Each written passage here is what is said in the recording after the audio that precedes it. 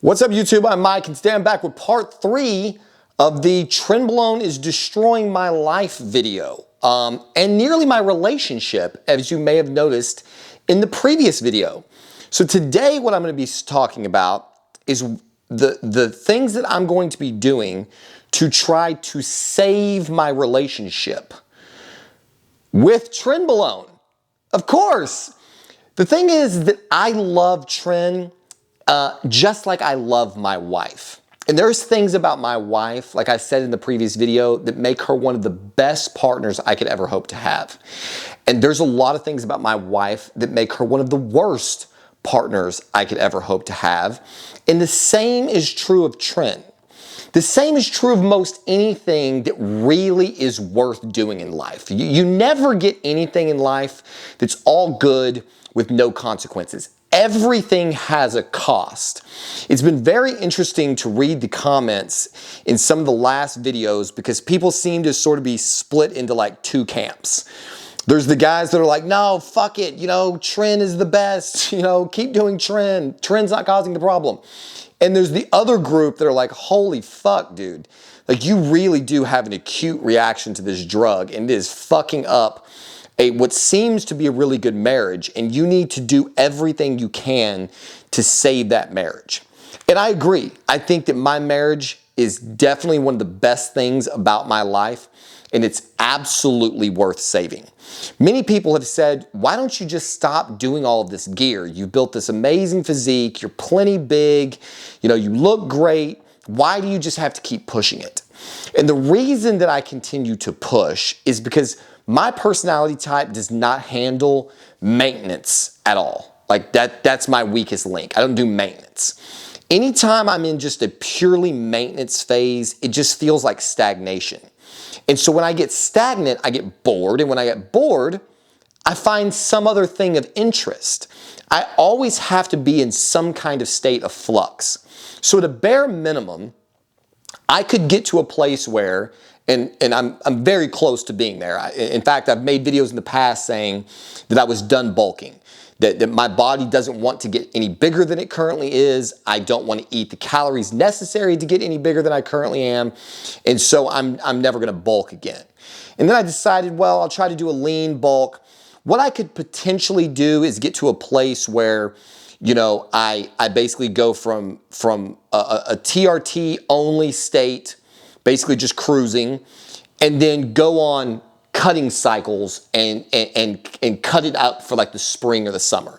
If I go off cycle, I'm gonna lose the vast majority of the aesthetic that I like the most. The chiseled abs, the vascularity, the hardness, the fullness, the Tren aesthetic, which is arguably second to none, or just the roid aesthetic, period. You just cannot maintain the same look on fucking 200 milligrams of test.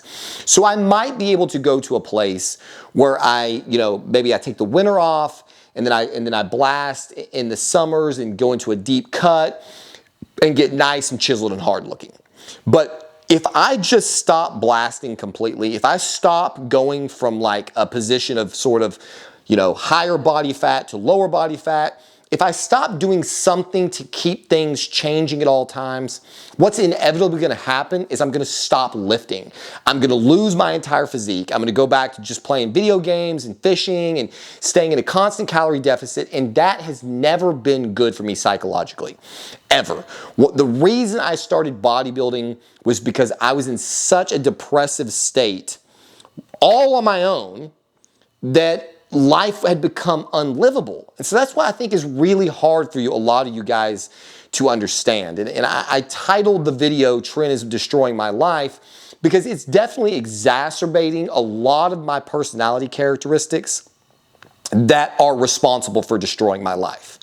But just like my marriage, that I think is worth saving, I think I'm not ready to quit on the Tren. So this is what I'm going to be doing for the next 2 weeks. This is step number 1. Step number 1 is I'm going to stay at my current dose of 200 milligrams of Tren.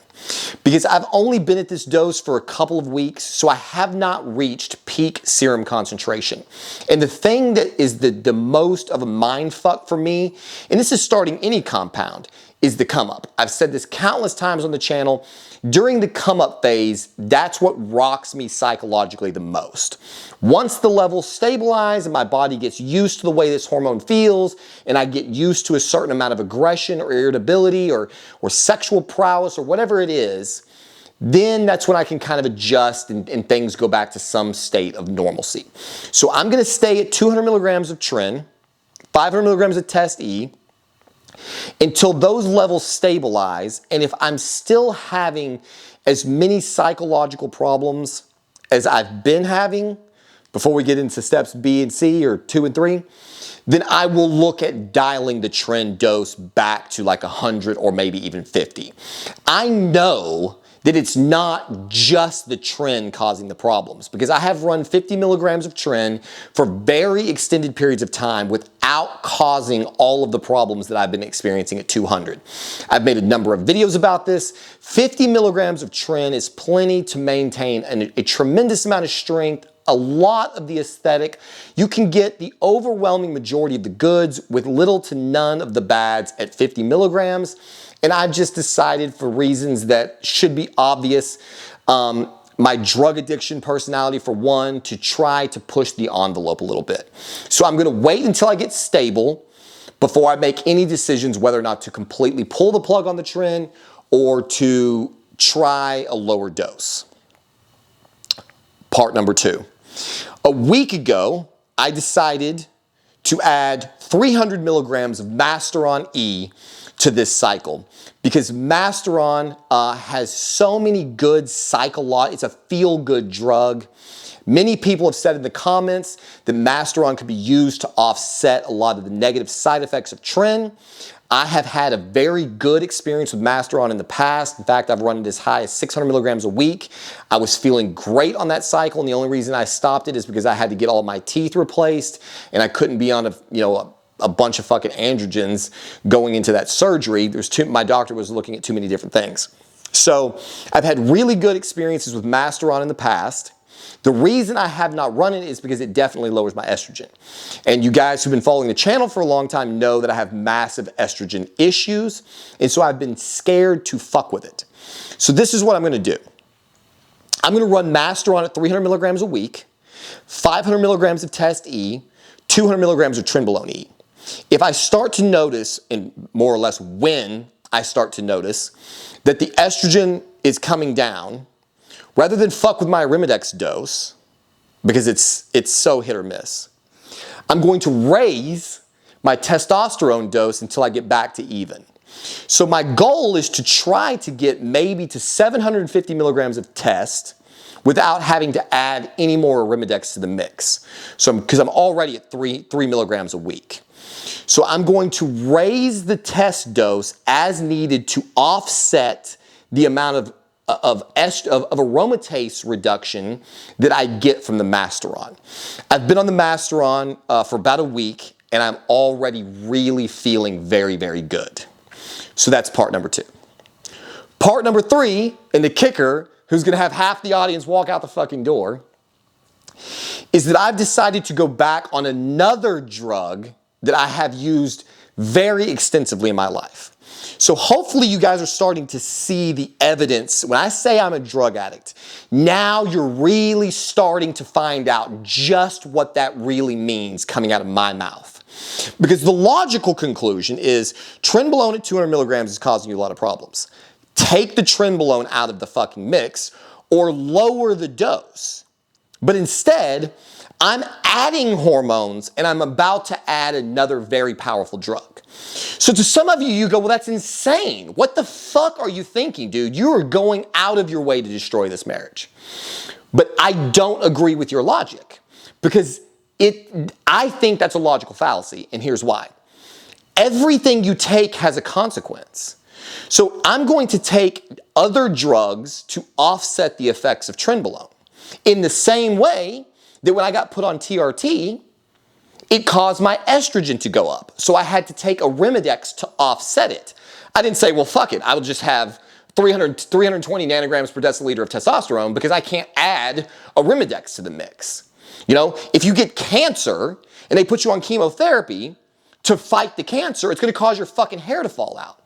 You don't say to yourself, well, I'm not going to buy a wig, or I'm not going to take a drug to try to counteract it. I'm not going to do anything. I'm just going to stop taking the cancer drug because it's causing my hair to fall out. Everything in life comes at a cost. There is nothing for free. So you can one drug creates the need for another, or a drug is going to cause side effects that you have to cope with. Nothing is for free. So rather than drop the other gear that I enjoy taking, I'm going to work to offset it.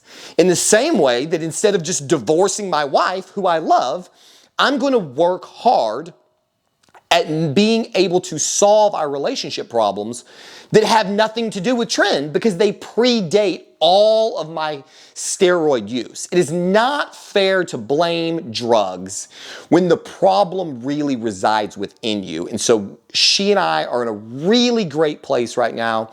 We're back in the lab again. We're working on this marriage, and we're going to see where that leads. So Masteron is already in the mix at 300 milligrams.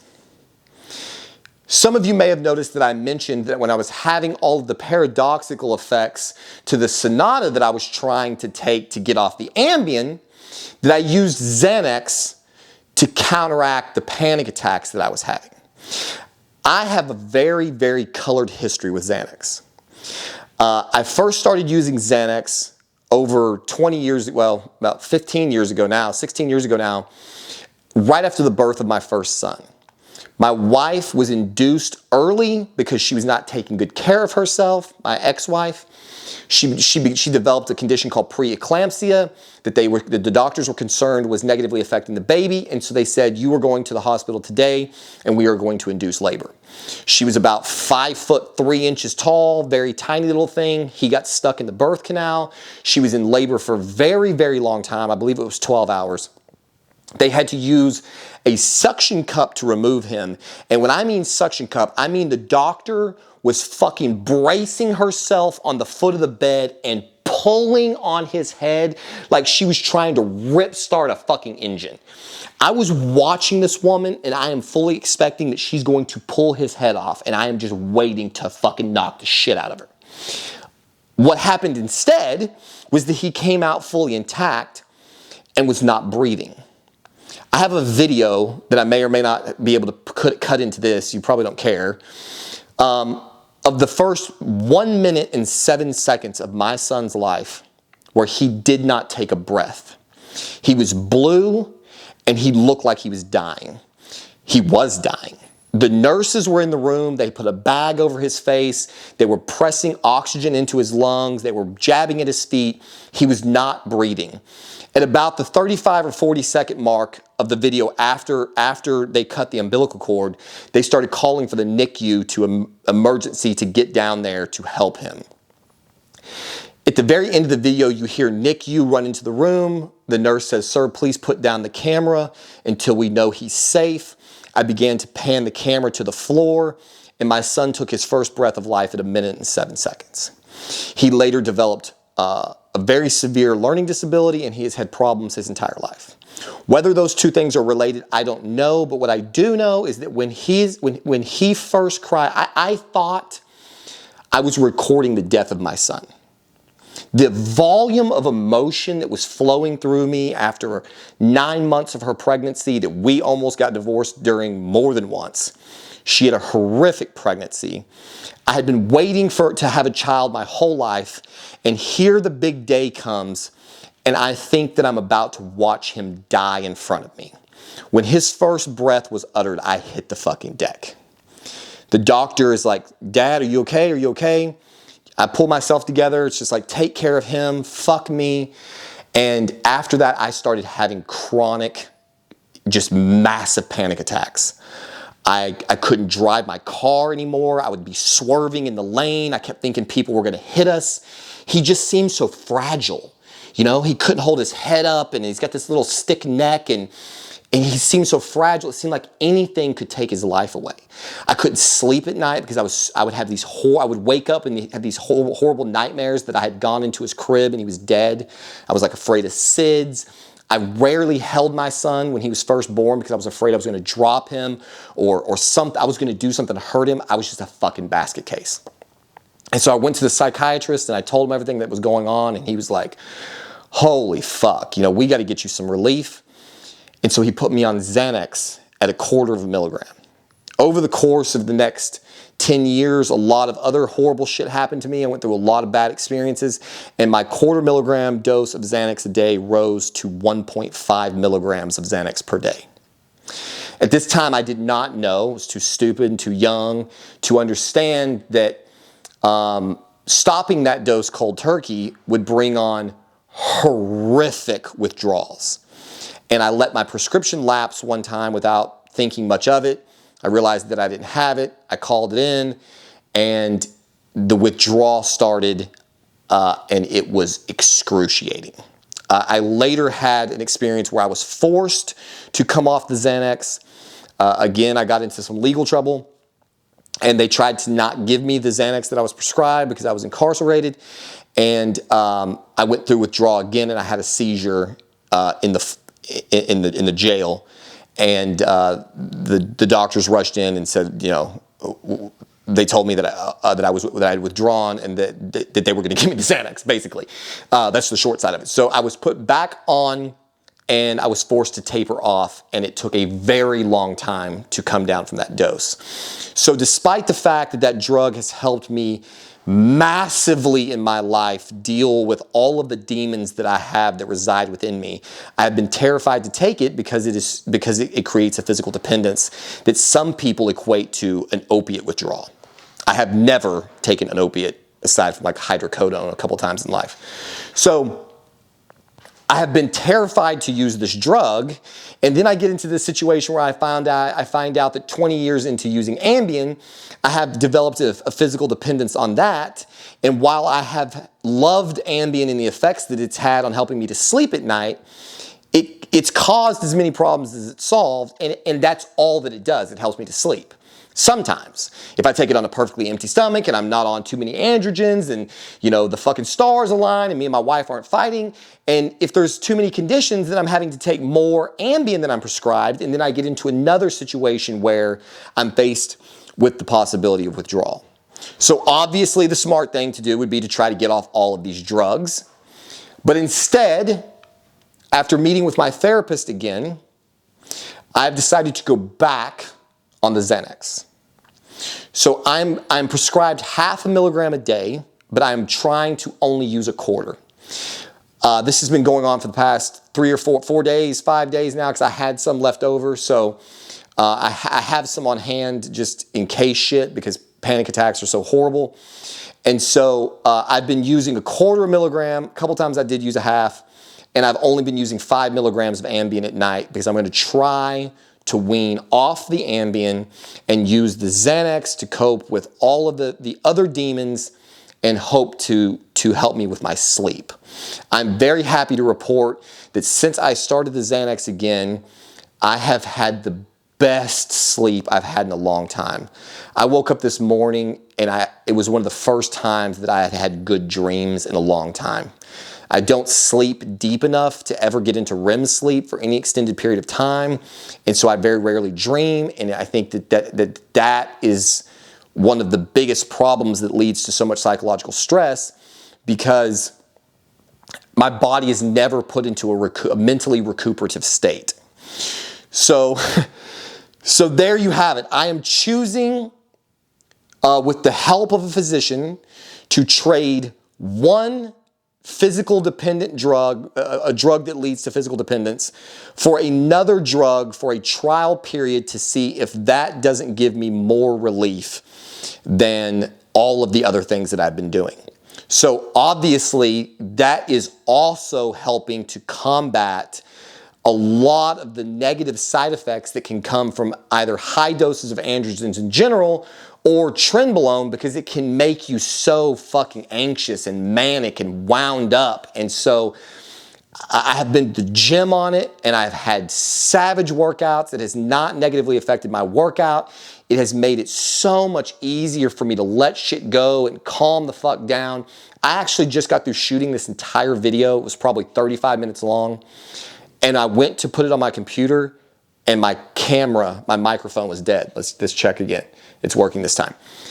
Normally, that would have been a fucking total disaster to shoot a 35-minute video, feel like you expressed everything that you wanted to say in one take, and it's cracked, it's wasted, and you have to do it all over again. I got food over here getting cold right now because I wanted to get it, all of this is unscripted. You may have noticed, I try to take my videos in one single cut. All of this just flows into my head and out my mouth to this camera. It's as raw can get. And so, that's where I stand today. The problems that I have in life are not to blame on Tren. I know that I've been calling this series Trenbolone is Destroying My Life because Trenbolone is definitely responsible for exacerbating a lot of the problems that I have, but I could have just as easily named it My Wife is Destroying My Life. Transsexuals are destroying my life. Fucking Joe Biden is destroying my life. All of these things in this world that we're living in that is totally fucking insane contributes to my misery. That's the biggest problem that I have is I hate the world we live in. There used to be a time where I was the crazy guy. And I liked that time. I liked the time where relative to everyone else, I was a lunatic. And then I could just go to the doctor and go, man, I'm fucked up. I need some help. But every time I turn on the television, some other insane shit has happened. Every time I open my fucking phone and read the news, I'm reading about another totally insane experience. Have you heard, I'm gonna make an entire video about this. Have you heard about transableism? There are people in the world now who believe instead of being men born in female bodies or females born in male bodies, they believe that they are perfectly able-bodied people who were meant to be all fucked up. There are people who have voluntarily blinded themselves with caustic chemicals because they think they were meant to be blind. There are people who are going to doctors and asking the doctors to injure their spinal columns and fucking paralyze them because they are convinced that they were supposed to have been born paralyzed. This is the insane world we're living in. And for somebody like me, it gives me no perspective. Every time I think, wow, it's crazy how fucked up I really am. I watch my videos and I go, this guy looks unhinged. This guy needs some fucking help. And then I look in the fucking news and I go, our president is talking to fucking dead people. The president of the United States is totally fucking insane. So who in this world that we live in, with all of the shit going on, can point the finger at me and go, dude, you're a lunatic, get off fucking Tren. We live in a totally fucking insane environment, and it makes it really hard for somebody like me to figure out which way is up. And so what I'm gonna do is fucking double and triple down. I'm going full fucking retard, baby. I'm taking Xanax and Masteron and Tren and test, maybe going up to 750 or 1,000 milligrams. And fucking, what else am I on? A whole bunch of shit. Caber, Arimidex, GH, just name the fucking drug, I'm probably fucking taking it until I get the goddamn results that I want, or until I finally get ready to just say, enough is enough. And if you need any more clues as to the woman I live with, she's standing right fucking beside me, and we're gonna go through this shit together. That is the woman that I married. I'm not ready to quit. I'm gonna try some more insane fucking methodology to fix all my problems, and we're gonna see where that lands us. So at a bare minimum, it should be interesting to watch because I'm gonna make videos about every one of these processes. What is it like on the Masteron? What is it like on the Xanax again? What is it like tapering off Ambien? What is it like trying to travel with a family of 4 on all of this shit going on? Because we're getting this close to getting the trailer done, and I'm gonna make a video about that, showing you guys all the crazy ways that we've worked out trying to solve those problems. So So for those of you who are big fans of my wife and I, who are praying for us, who are rooting for us, I hope you will continue praying and rooting, because we're going to need all the fucking help we can get. And if this crazy ass plan really comes to fruition, it should make for some very interesting work, some very interesting videos, because I'm sure most of you think there's got to be a 0% chance that it's going to succeed. And if it doesn't succeed, then I'm likely to crash and burn in one of the most spectacular fashions ever seen, and that also should make for some pretty fucking entertaining videos, because who doesn't love a train wreck? So there you have it. Continue watching, hopefully, and supporting or hating, whichever one. It all counts. It all drives the algorithm. Stay tuned to my wife's next video, because that's probably going to be fucking interesting. I'm going to keep protecting the cycle. I'm going to keep protecting my marriage. I'm going to keep protecting my love affair for this Trenbolone that I have seemed to have become consumed by, despite all of its negatives.